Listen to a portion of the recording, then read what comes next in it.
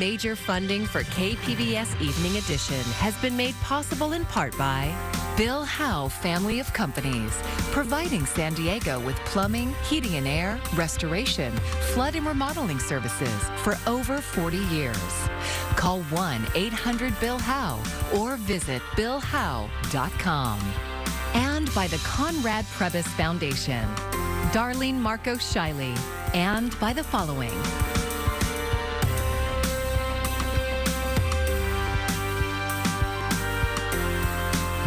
And by viewers like you. Thank you. A landmark decision from the U.S. Supreme Court will impact the futures of generations of college students. Thanks for joining us. I'm Maya Trabulsi. The conservative majority court ruled against affirmative action in college and university admissions, overturning decades of precedent. KPBS education reporter MG Perez has more on the decision and its impact on California campuses. We will comply with the court's decision, but it does not change our values. From the hallowed halls of Harvard University. That a thriving, diverse intellectual community is essential to academic excellence and critical to shaping the next generation of leaders. To the Southern California campuses of the University of San Diego and Point Loma Nazarene University. Today's Supreme Court ruling to end affirmative action was heard loud and clear. Everyone should be included in college. Everyone should have equal opportunity to learn and grow into the profession. And more diversity for the college is greatly appreciated. Affirmative action means that institutions of higher education have been free to consider an applicant's race in admission decisions. I try my best. Leiyun Yuan appreciated that. She is a Chinese citizen who was accepted at USD and just graduated with a bachelor's degree in marketing. I have to take more exam for admission, and to prove myself I can study at here, and I will pay more tuition fee. The Supreme Court ruled that affirmative action programs at the University of North Carolina and Harvard are unconstitutional. California has had a ban on affirmative action in public universities since 1996. That ban has held up through legal challenges. This Supreme Court ruling will directly affect private universities in California. There are more than 80 of them across the state, including USD and PLNU. Well, the Supreme Court decision today is truly disappointing. Michelle Sequeiros is president of the Campaign for College Opportunity, an organization that works to close the inequity college gap for students of color and from marginalized communities. We know that the future of our country depends on everyone having an opportunity to go to college, and we certainly need to ensure that that opportunity exists at every college and university, including the most selective institutions in our nation. KPBS News was given a written statement from USD President James Harris, who said in part, the exact scope and implications for colleges and universities across the country will need to be carefully assessed in the coming weeks and months. USD has a long-standing commitment to inclusiveness, diversity, and opportunity for all, and will continue to pursue these ideals within the bounds of the law. Back on campus, there is support for students who are living at a systematic disadvantage when applying for college, and even once they've made it here. That has just been perpetuated over time, and I think that should be something that's considered then at a state level if the U.S. Supreme Court isn't supporting that. Another Supreme Court ruling that will be added to the history books. MG Perez, KPBS News. I know today's court decision is a severe disappointment to so many people, including me. But we cannot let the decision be a permanent setback for the country. We need to keep an open door of opportunities. We need to remember that diversity is our strength. We have to find a way forward. President Joe Biden says he is directing his education department to examine programs like legacy college admissions that reward privilege. The White House also unveiled a series of executive actions meant to boost diversity in college campuses, and that includes providing guidance to schools on admissions practices. We're expecting more news out of the Supreme Court. Remaining opinions include cases involving President Biden's student loan forgiveness plan and LGBTQ+ rights. Those decisions will come tomorrow as the court wraps up its term. Two more ex-San Diego State football players have been named in a lawsuit alleging a then 17-year-old girl was raped at at an off-campus party.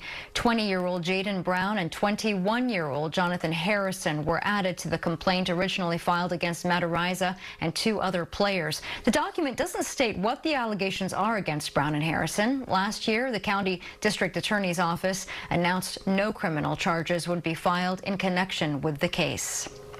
Today, the California Task Force on Reparations submitted its final report to the state government. KPBS reporter Katie Hyson looked into the results of the historic effort. This is the story that made America. This is the story that made America.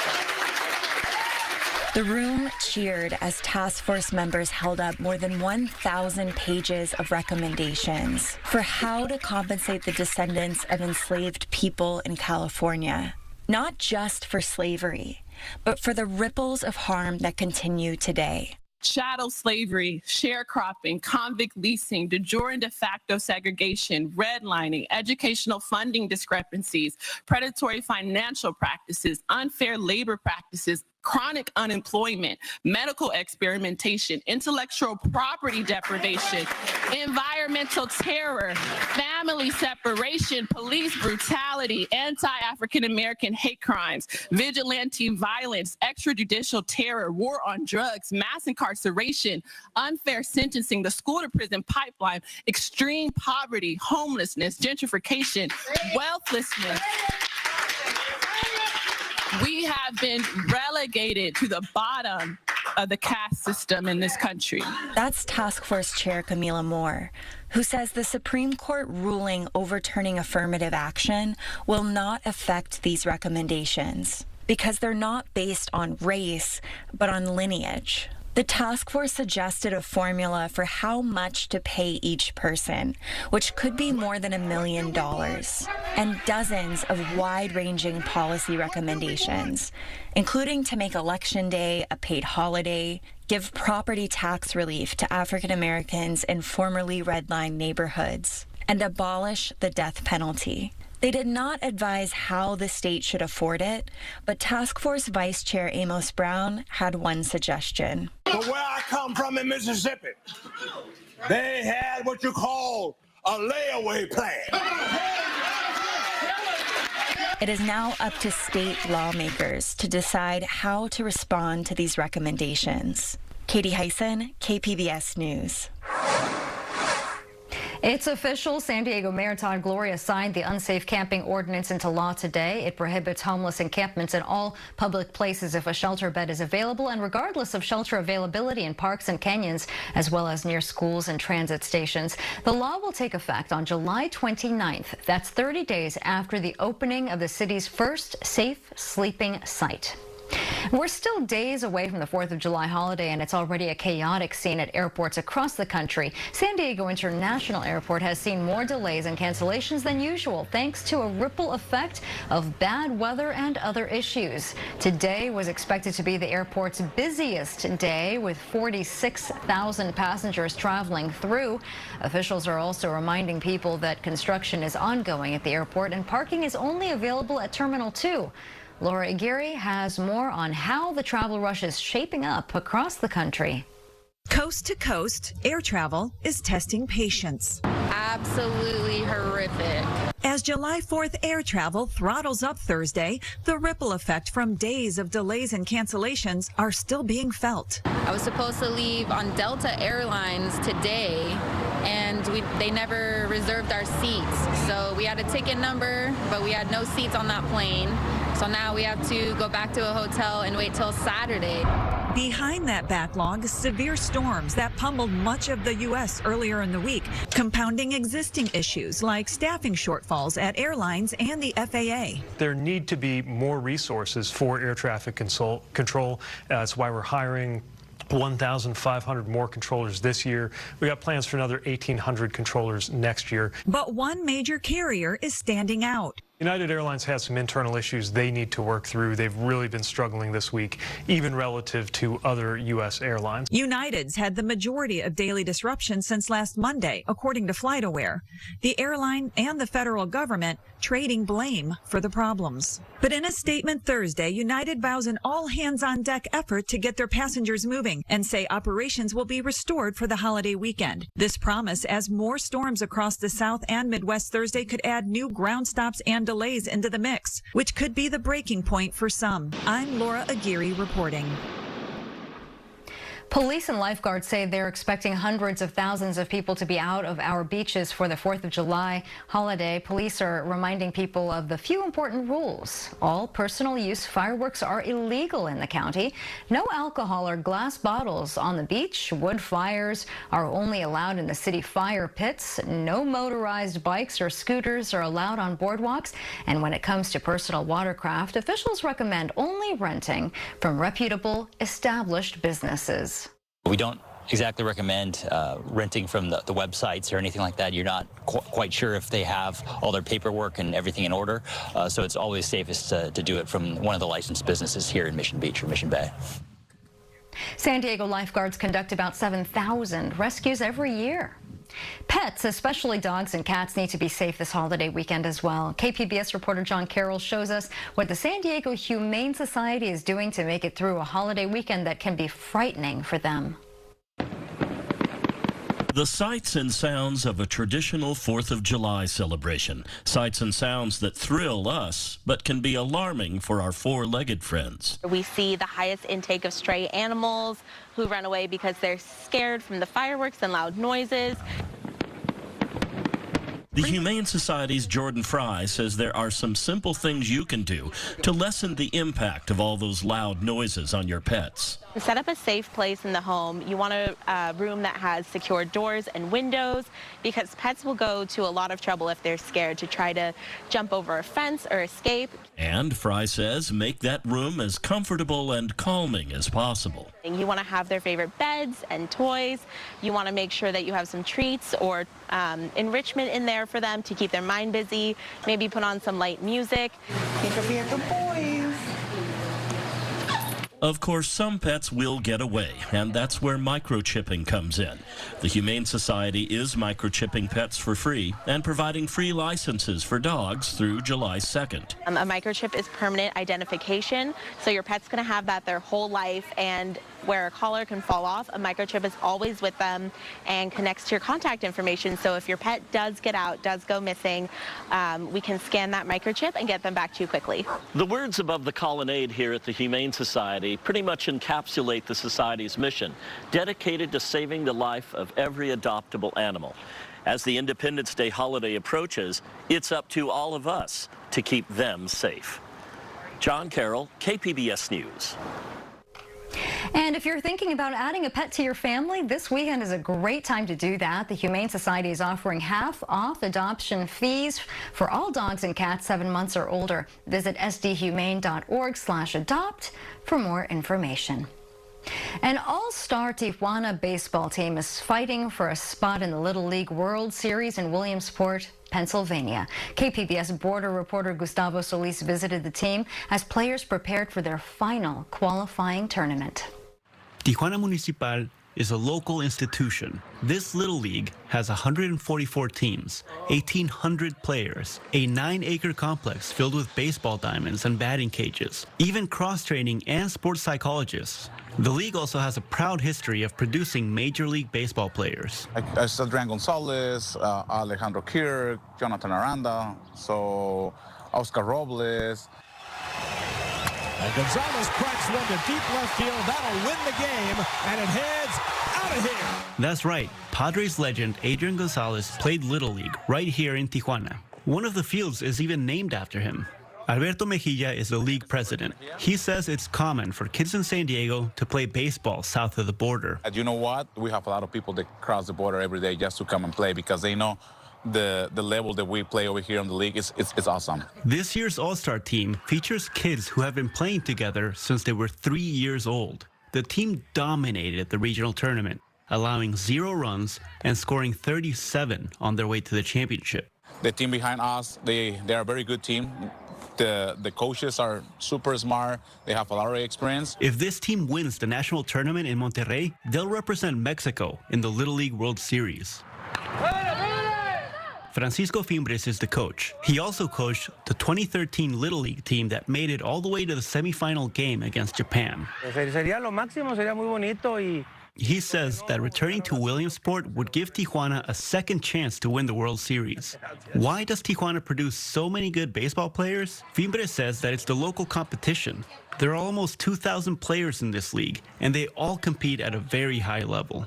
La competencia interna, créeme que es muy fuerte. He also says there aren't any star players on this team. No big egos.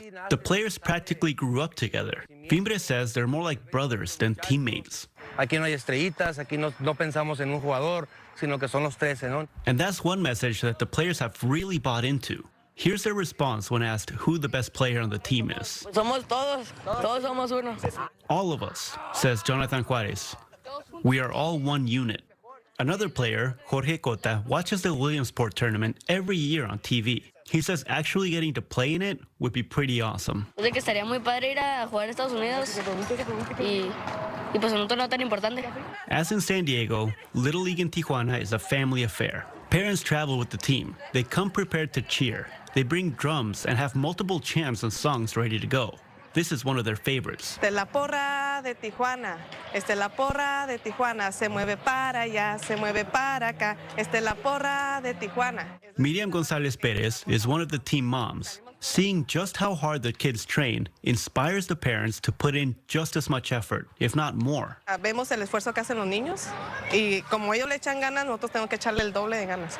It's a sacrifice. Parents spend their entire weekends going to baseball tournaments, and traveling with the team isn't cheap. They set up a GoFundMe page to raise money to cover travel expenses.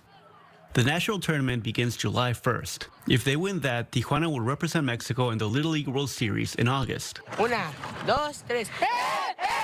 ¡Uno de Tijuana! Gustavo Solis, KPBS News. It was an ugly trip to Pittsburgh for the San Diego Padres in more ways than one as the series wrapped up this morning. The start of the game was delayed due to poor air quality. Pittsburgh is one of the several cities dealing with hazy skies due to wildfires burning in Canada. The Padres jumped out to an early lead today, but the Pirates ended up winning and sweeping the series. Preparations are underway for peak wildfire season in California. Today, Governor Gavin Newsom highlighted some new firefighting tools, including infrared technology to help fight wildfires at night. Fire officials are also working with the Pentagon to use satellites to pinpoint trouble spots, along with 3D mapping and AI technology. Newsom said over the last 4 years, California experienced the two most extreme fire seasons in its history. San Diego's elected officials got mostly passing marks on the region's second annual environmental report card. But as KPBS environment reporter Eric Anderson explains, not everyone made the grade. Partner with us to understand. A's and B's dominated the report card with just one failing grade. Former City Council member Chris Cate. The review measured votes on key environmental issues in front of the City Council and Board of Supervisors last year. Supervisor Tara Lawson-Remer got an A for the second year in a row. We must strive to keep sustainability at the forefront of all that we do in San Diego County. This means that we must continue fighting for these priorities, even and especially in the face of opposition from entrenched special interests. The evaluation considered votes on fossil fuels, stormwater, and biodiversity. The report card also looked at housing, budgets, and climate action. Climate Defenders Action Fund member Cecilia Aguillon says the positive reviews are good, but we're not there yet. Actually, we are falling behind, and we need to step it up if we want to make meaningful contributions to ending climate change. San Diego Mayor Todd Gloria doesn't vote, but he was evaluated on 15 key issues. He got a C like last year. Hammond Climate Solution Foundation's Tara Hammond says the middle-of-the-road grade means he did well some of the time and not so well at other times. The mayor made some progress on climate action in 2022. However, there were some key areas that we felt like delayed the implementation of our climate action plan and didn't get us close to meeting our climate action goals. Officials with the mayor's office said the report ignores some of the mayor's climate-related actions and uses questionable methodology. They say Gloria is the region's leading climate champion when it comes to actual policies. The report card organizers say transparency is important. Eric Anderson, KPBS News. Now is the time of year insects like to bite, specifically mosquitoes, and recent rain has led to a huge spike of them in Southern California. Orange County officials are enlisting the help of drones to combat them. The drones are used to drop granule bait or liquid larvicide in areas that mosquitoes nest, like marshes and wetlands. But the drones are not deployed in neighborhoods. Operators say drones offer less invasive, more precise treatments. We're always looking for advancements in technology. What can get the job more efficient, more beneficial to the team, and less invasive. Drone operators must have a Federal Aviation Administration remote pilot license as well as a license from the California Department of Pesticide Regulation.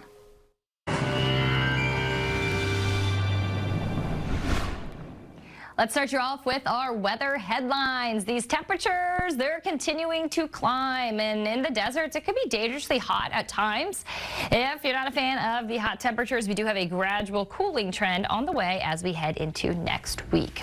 Looking at our temperatures as we head into tonight around San Diego County, we're talking down to 59 degrees in Oceanside. San Diego, you'll drop to 61, and Chula Vista, temperatures down to around 60. Meanwhile, Borrego Springs, you only drop to 75, and Mount Laguna down to 62 degrees. Lots of warm colors on our map for tomorrow. You see the yellows, the oranges, the reds. We will see those hotter temperatures starting to move on through as we head into the day on Friday. Where does that put our temperatures? Well, Borrego Springs, triple-digit heat for you at 110. Mount Laguna stays at 75. San Diego, 71.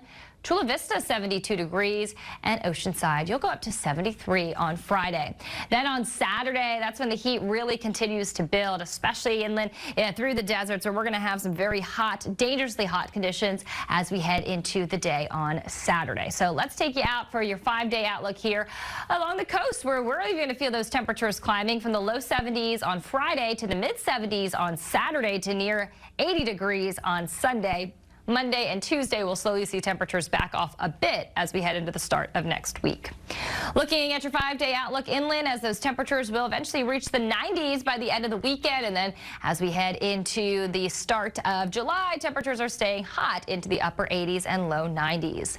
Looking at your 5-day outlook for the mountains, we'll see a slower increase in temperatures, so mid 70s as we head into Friday, upper 70s as we head into Saturday, and then looking pretty nice Sunday and into the start of next week. Temperatures will eventually drop by Tuesday and staying pretty breezy. And look at this in the deserts. Temperatures continue to climb. It looks like the heat peaks on Sunday at 113. For KPBS, I'm Ariella Scalise. Indiana Jones and the Dial of Destiny opens in theaters tomorrow, and it marks the 5th and final film in the franchise created by George Lucas and Steven Spielberg. KPBS film critic Beth Accomando has this spoiler-free review.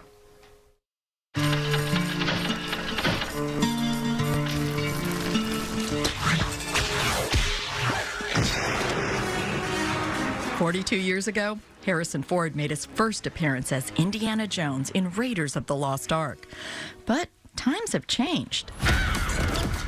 I'm ready to conclude the story of the character. I think it's appropriate that we do have a story about Indiana Jones, which confronts his age, which confronts his mental state when we first meet him. I miss waking up every morning, wondering what wonderful adventure the new day will bring to us. Those days have come and gone. Perhaps not. And allows us to see him just picked up and brushed off and back in action one more time. Are you still a Nazi? Indiana Jones and the Dial of Destiny is like The Force Awakens. They're both healing films fans need to get us past the dark times of franchise entries that we wish had never existed. In Indy's case, we wanted a final film that reminded us of how much we love the character and his adventures. But in Dial of Destiny, John Williams might be the real hero as he delivers a score full of robust energy. Williams tries to invest a sense of rip-roaring adventure into Indy's last outing, but the film feels almost as tired as Indy himself. I admit, the film is fun and wraps up in a sweetly satisfying manner, but there's nothing clever in the storyline. The action feels formulaic, almost as if it's been recycled from earlier films. I wish Dial of Destiny had been better so I could embrace it more fully. Indy is a character I have loved for almost a half-century, so I just wanted the script to revisit him and other characters with more inspired playfulness. But at least now, I can pretend there are only 4 films in the Indiana Jones franchise, and that's a welcome relief. Beth Accomando, KPBS News. I'm Amna Nawaz. Tonight on the NewsHour, in a landmark case, the Supreme Court rules that race cannot be considered in college admissions. That's coming up at 7 after Evening Edition on KPBS. And here's a look at what we're working on for tomorrow in the KPBS newsroom. Insurance companies are leaving states, including California, and that faced increasing natural disasters made worse by climate change. NPR's Morning Edition has more on the problems it's causing for homeowners and insurers alike. And KPBS Roundtable is revisiting Title 42. What has happened at the border since the controversial asylum policy was revoked last month? And you can find tonight's stories on our website, kpbs.org. Thanks for joining us. I'm Maya Trabulsi. Good night. Major funding for KPBS Evening Edition has been made possible in part by Bill Howe Family of Companies, providing San Diego with plumbing, heating and air, restoration, flood and remodeling services for over 40 years. Call 1-800-BILL-HOWE or visit billhowe.com. And by the Conrad Prebys Foundation, Darlene Marco Shiley, and by the following.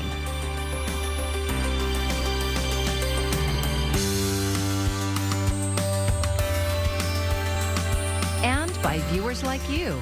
Thank you.